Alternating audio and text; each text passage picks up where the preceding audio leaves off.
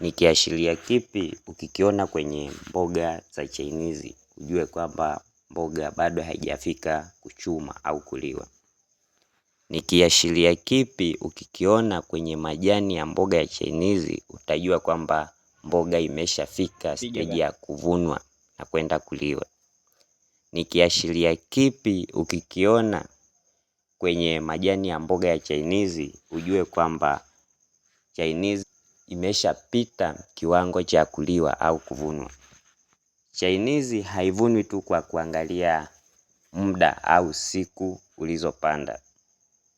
Unaangalia physiological maturity indicators.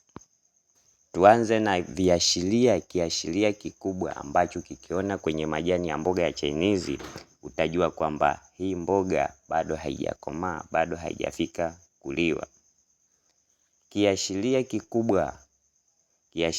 kikubwa utaona majani ya mboga ya chainizi yatakuwa bado yana rangi ya light green, yani green nyepesi au kijani chepesi, au wengine wanasema kijani iliyopauka, yani kijani bado haijakolea.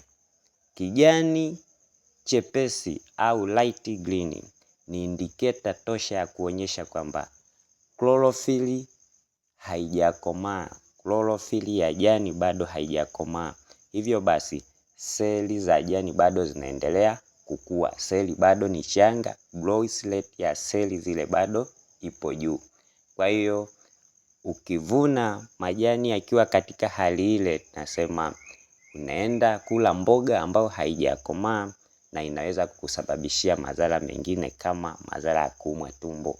Kiashiria ambacho ukikiona kwenye majani ya chainizi ujue kwamba mboga imeshafika kuvunwa au kuliwa. Utaona majani ya mboga ya chainizi yatakuwa na rangi ya dark green au kijani kibichi. Kijani kibichi kinachong'aa. Yani kitakuwa ni kijani kibichi lakini kinang'aa. Hiyo inaonyesha mboga imekomaa, ipo tayari kwa kuliwa. Kwa nini nimesema kijani kibichi kinachong'aa? Kijani kibichi kinachong'aa kinaonyesha mboga imekomaa lakini bado ina tenderness, ni laini kwa kuliwa.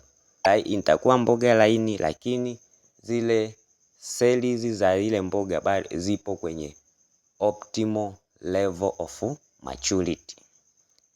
Chlorophyll ipo at optimal level of maturity. Hivyo unaweza kula. Ndio maana hata ukijaribu kutwist lile jani la hiyo mboga ambayo imefika kwenye hiyo stage ya kuliwa ambayo ina rangi ya kijani kibichi, utaona ukitwist jani haliharibiki kwa haraka au halipati injury, tofauti na kwenye lile jani ambalo lina kijani kibichi ambacho hakijakolea, kijani kibichi chepesi. Ukitwist kidogo tu unaona jani linapata injury.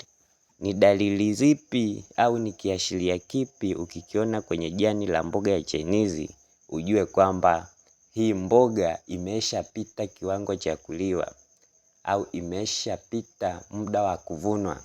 Utaangalia majani yatakuwa na rangi ya dull green, kijani kibichi kisichong'aa kwenye jani kinaonyesha kwamba jani la mboga ya chainizi limeshapita kiwango cha kuliwa. Pia kitu kingine ambacho utaangalia concentration ya fibers. Kiwango cha nyuzi kitakuwa kingi kwenye lile jani, nyuzi zitakuwa nyingi kuonyesha kwamba jani limeshapita ukomavu wa kawaida, limeshaanza kutengeneza zile nyuzi. Kwa lile jani halina hata ule mng'ao, halina. Kwa ni kijani kibichi kisichong'aa, pia jani litakuwa na nyuzi nyingi.